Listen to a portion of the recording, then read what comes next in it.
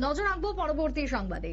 সামনেই রয়েছে রাজ্যে এডিসি ভোট আর এই ভিলেজ কাউন্সিল নির্বাচনকে কেন্দ্র করে এখন বর্তমানে যোগদান সভা অব্যাহত। বিশেষ করে বিজেপির শক্তি বৃদ্ধি। আজকে বৃহস্পতিবার কল্যাণপুর বিধানসভায় প্রায় 13 পরিবারের 50 জন ভোটার সিপিএম এবং কংগ্রেস ত্যাগ করে বিজেপিতে যোগদান করলেন। আজকে নবাগতদের বরণ করে নিলেন রাজ্যের বিধায়ক অর্থাৎ স্থানীয় বিধায়ক কল্যাণপুরের পিনাকি দাস চৌধুরী। উপস্থিত ছিলেন মণ্ডল সভাপতি থেকে শুরু করে অন্যান্যরা। কি বক্তব্য উঠে এসেছে সভাপতির, দুঃখিত, বিধায়কের কি বক্তব্য উঠে এসেছে শুনুন।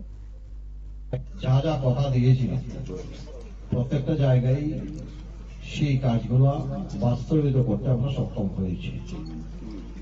দেখেন,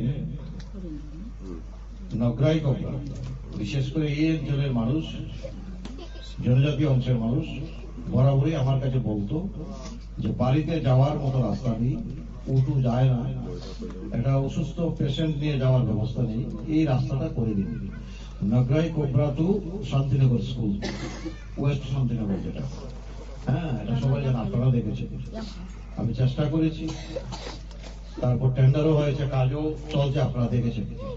এবং এই রাস্তাটা শুরু করেছি ওয়েস্ট শান্তিনগর থেকে নগরাই কোবরা স্কুল, এখানে দিলীপ আছে, দিলীপের বাড়ির সামনে দিয়ে, এবং ভাইয়া। আপনারা শুনলেন বিধায়কের বক্তব্য।